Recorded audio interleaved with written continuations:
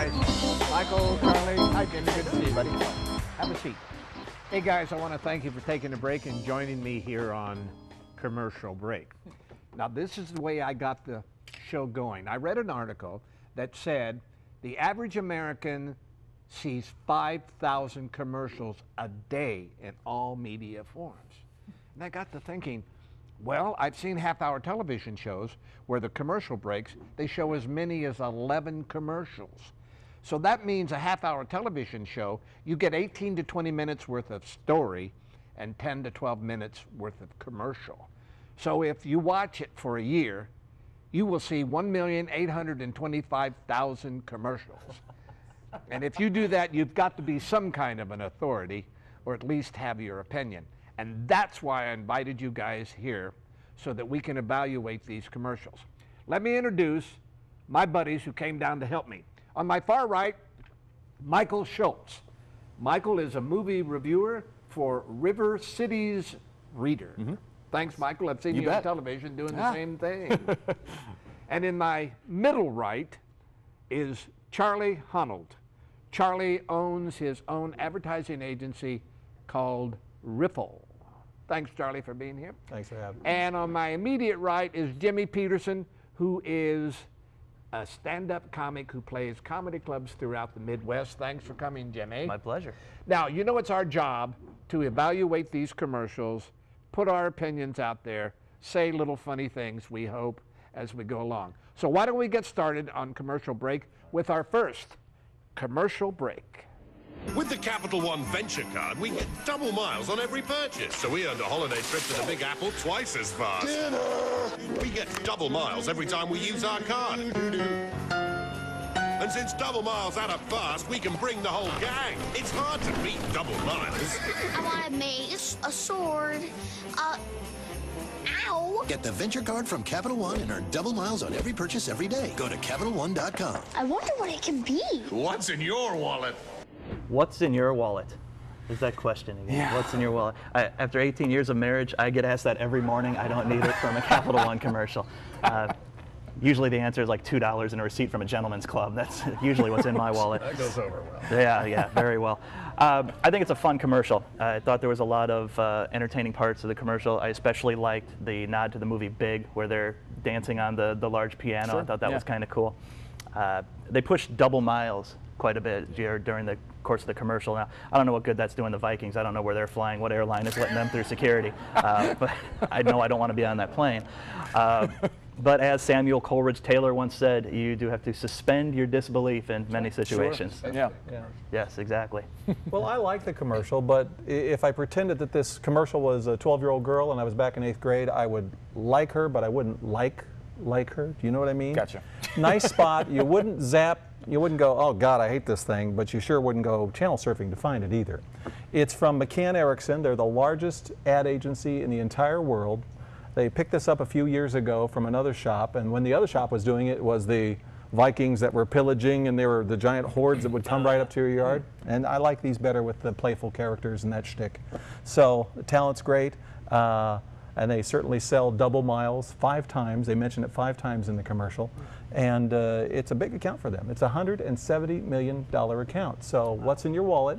It's green. That's absolutely. I think it's charming as all get out. I had no idea that the Vikings were part of a series of these commercials. Actually, this is, I think, the first one I landed on. I thought they do a great job of using New York landscape and locales that we're all kind of familiar with. I love that kid. That kid cracks me up, and I think that's a really clever bit when Santa tugs on his beard. Oh, yeah. There's a little change of pace there, which is great. The only thing that's a little bit strange for me is a couple of the effects when the sleigh tips over.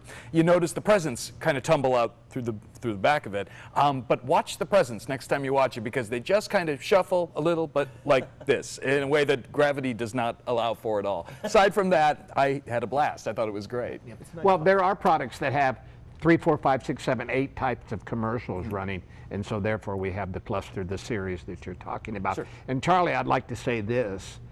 I don't know how many times in my life I've heard, I love you, but I'm not in love with you. Thank you very much. You need some kind of medication. Thanks for this particular commercial. The next commercial we're going to watch is encouraging you to go see your doctor and buy this particular pharmaceutical aid. A commercial break. If you've had a heart attack caused by a completely blocked artery, another heart attack could be lurking, waiting to strike. A heart attack caused by a clot, one that could be fatal. But Plavix helps save lives. Plavix, taken with other heart medicines, goes beyond what other heart medicines do alone to provide greater protection against heart attack or stroke and even death by helping to keep blood platelets from sticking together and forming clots. Ask your doctor about Plavix, protection that helps save lives. If you have a stomach ulcer or other condition that causes bleeding, you should not use Plavix. When taking Plavix alone or with some other medicines, including aspirin, the risk of bleeding may increase, so tell your doctor before planning surgery. And always talk to your doctor before taking aspirin or other medicines with Plavix, especially if you've had a stroke. If you develop fever, unexplained weakness, or confusion, tell your doctor promptly, as these may be signs of a rare but potentially life-threatening condition called TTP, which has been reported rarely, sometimes in less than 2 weeks after starting therapy. Other rare but serious side effects may occur. I think that commercial is a perfect example of why sometimes you have to watch commercials more than once, or at least I have to watch them more than once, because I'm not very attentive apparently. I never noticed the first time the gurney sneaking up on the woman in the locker room. I didn't notice it sneaking up on her when she's putting her stuff in the back of the car. It's all very subtly done. It's kind of creepy in a Jaws kind of way. I thought it was really quite clever actually, and I love the gurney getting trapped in the doors. I thought it worked like crazy. I really liked it, yeah. I agree with you about that gurney. I mean, it was smart and clever enough to actually navigate its way around an 18-hole golf course, through the parking lot, into the locker room. But it was completely done in by some slamming hospital doors. It's always something. Yeah, it just couldn't get through that. I personally didn't care that much for the commercial. I found it to be a bit of a boring commercial, along the lines of a lot of the medical commercials that are on TV right now. Sure. I will say this. They're out on the golf course, and I have a lot of respect for professional golfers, the pressure that they go under out on a course. I'd really like to see Tiger Woods make a putt with the gurney of death standing right off the green watching him. I don't think he could do it, Cam. He did that once, didn't he? It didn't work out too well, though. Didn't work out. I'd also like to have a lip reader, see what the lady and the doctor are actually talking about at the counter there. See if it's actual medical talk or if they're just there you go. babbling on. Well, that's one of the things I thought worked about the spot, is because when they get to the disclaimer with all of the side effects, they had 12 different setups. So there's something happening all the time. They're walking, they're talking, they're doing this, she's talking to the receptionist. And I think that's a nice balance, and it really works well with the gurney following her, because you can have this nice setup, and then if you just have this static, a minute of side effects, but this one works well. And Plavix is known for doing good commercials in this category. It's called direct to consumer. So all those pharmaceuticals, that's what they do. They sell a lot of drugs, and they even have their own award category. I think the industry itself established this, and Plavix is won awards in that category. I always figured that what medications and what drugs I needed I would get from commercials on television, and that's the case, I guess. What's different about Wayne Montgomery's Cash and Carry? Prices. Carpets cost less every day at Cash and Carry. Honey, did you call the Shebler Company? The dinner party is in 2 weeks, and you remember what happened last year.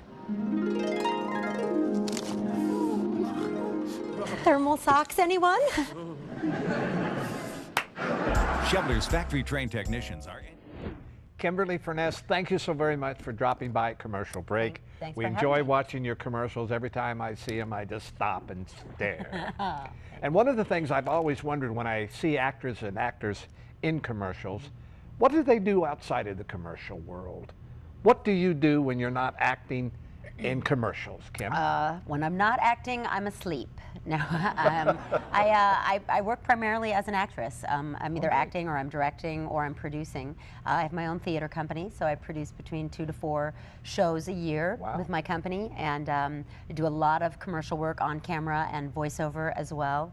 And I also have a conservatory where I teach acting for adults and kids, and I have a program where I teach acting to children with autism. Well, I saw a commercial recently, and I wonder how you would prepare for this if you were cast as Mucus. No. No, I'm not doing that commercial. You're not, no matter what it costs. You have to pay me $6 billion. No, I'm just kidding. Yeah, you know, I think every actor has to make a choice. Commercials are not typically considered by actors to be the most artistically fulfilling work. Sure. However, playing mucus, I would think would be a great challenge. A great challenge. Can you give us the difference between a national commercial, a regional commercial, and a local commercial? What does that really mean? Well, a national spot is certainly the route most actors want to go. If you can land a national spot, you're looking at a lot of money sometimes. The pay is based on residuals, how many times the commercial airs throughout the country, or if it's international, sometimes throughout the world. So there can be a lot of money there. Most of the commercial work that I've done has been local. I've done a lot of regional commercial work for Sprint, voiceover work. Good. Yeah, but most of it has been local and regional commercial work. Well, let me ask you this question then.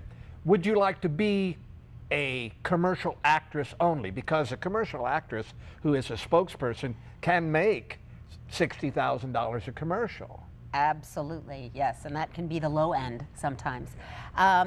Yeah, you know, scripts for commercials are getting so clever and so fun that they're a lot of fun to do, and the money is certainly, it really is one of the most lucrative ways to make a living as an actor. So if the work is there and that was all that I could do, I would be content and happy to just do commercial work. Yeah. Kim, I can't thank you enough for coming in, showing us your commercials, Good, thank you. showing us your workshops and your theaters. And I hope you get that national commercial. And for the rest of your life, you have to play mucus. That would be my luck. Thanks. It's always great to have Kim around. She always has something wonderful to say. And she's nice to look at, too, if you know my opinion. But she did talk about national, regional, and local commercials. So I think it's time we should tackle one of the local commercials. Check this commercial break. Yes, ma'am, we can get you in this car today. Awesome. Another satisfied Gold Key customer. Not so fast. You gotta go through me first. It's time to use the finance phone. Finance man, it's Gold Key. We need you. Sit tight, citizen. I'm on the way.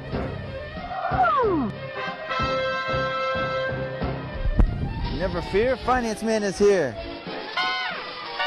Once again, Finance Man beats bad credit. Thanks, Finance Man. And thank you, Gold Key Auto. It might be key, but it ain't gold. You know what I'm saying? You know, but that's the nature of the beast. You know, you can go anywhere, New York or Chicago or, you know, Kansas City, Phoenix, wherever. And they all have this sort of low budget kind of feel to them. It works for what it is, but part of it is it's just the way these are produced. Holy copyright infringements, Finance Man. That was a pretty blatant ripoff, I thought. That's not Batman. No, not even close. You know, if Finance Man is so good, why couldn't he finance a little bit better production of that commercial? Must not be that good. But, you know, it can't be easy to make a commercial. I really don't think it can be. You know, because you're making a product that essentially, when you think about it, no one really wants it. You know, when you're watching TV, you don't want a commercial to come on. When you're listening to the radio, you don't want to hear a commercial. You don't want me to interrupt you? Yeah, exactly, exactly. But you have to make it memorable, you know, to make it work. And with all the commercials out there about buy here, pay here, and different automobile places, them screaming into the camera, this one's memorable. You know, if you need to buy a car and you don't have the credit to do it, that's the place you're going to remember, is Gold Key Automall. Absolutely. Yeah, mission accomplished then. Yep. They did it. What drives me just a little bit crazy about this one, though, you know, they say the devil's in the details. Well, the biggest problem for me is that Batman just can't fly. He can't fly. And so that's, you kind of start off with a wrong idea right there. Well, I know that at some point somebody had to say, that's a wrap. Yeah. Sure. And people have come to me and said, hey, if you know so much about commercials, why don't you make one? So I did. Oh. So this is a surprise for you guys. Oh. Check this commercial break out.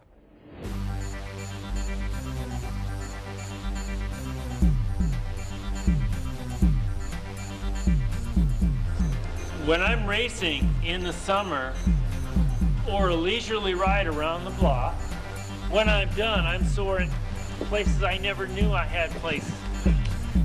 And the reason for that is this seat. It's so thin, it fits in places I never knew I had places. And I found the solution, this seat. This is a new Cloud 9 bicycle seat. And now my butt's on Cloud 9. But now, my ass is on cloud 9.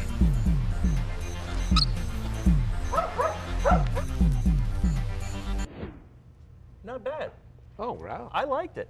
I did. I thought it was kind of funny. I really like the play on words. The cloud 9. My butt is now on cloud 9. I thought that was really clever. Okay. I liked it. I've ridden on those old bike seats, and they can be painful after a long ride. Now, I don't recall ever actually getting off a bike and walking hunched over, grabbing my butt cheeks like I'm Jim Carrey and Ace Ventura. You know, I don't think I've ever done that. In defense, talk about budget. There was absolutely no budget on this. So when you have no budget to do things, you call on your friends, which, hey, thank you guys for coming by. I think you made good use of your small budget on that. Oh, seriously, yeah. It basically announces we don't have a lot of money, and it's not summer.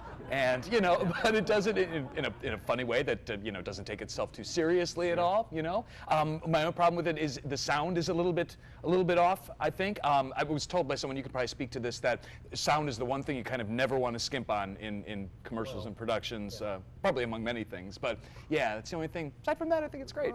Way to go. But when you look at it, it's not a bad model. It's almost like a classic demonstration spot. Here's my butt on this little seat. It's going in places I didn't even know I had. And then here's my butt on cloud 9, and it sure feels better. And you show that seat, and you show the other seat, and you go, well, God, it's got to feel better. And there the guy goes off into the sunset. In Charlie's mind, his butt has a Jewish accent. Yeah, exactly. Oh, it's his toughest. Yeah, there you go. Thank you, Hep. Well, so then you might say this in general. After my 1,850,000 commercials, I was qualified to make one, right? Yeah, absolutely. And that's just 1 year. That's just after 1 year, right? Yep. Ladies and gentlemen, a commercial break for you. Could switching to Geico really save you 15% or more on car insurance? Does a former drill sergeant make a terrible therapist? And that's why yellow makes me sad, I think. That's interesting. You know what makes me sad?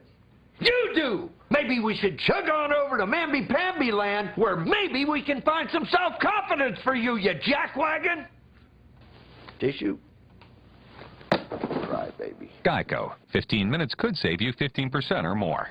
That commercial's hilarious. It starts off with a great actor. Mike McGlone is his name. He's done a lot of films with Edward Burns, the brothers McMullen, a few others like that. And he's so serious, and he's in front of that really serious brown curtain. And he talks about the drill sergeant.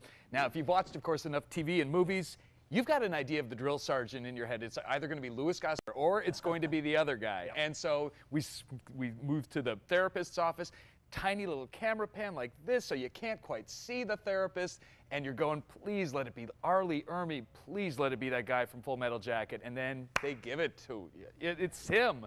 Fantastic. And then he just sells the rest of it. It's just, it's hilarious. He's so good. I'll watch him in anything. It's a good spot. I love watching it. I don't get tired of this one. You just got to like the guy. I love the references to Namby-Pamby Land and the Jack Wad thing. And you just think with this guy, was that an ad lib? Because it just seems so effortless from him. That's his shtick.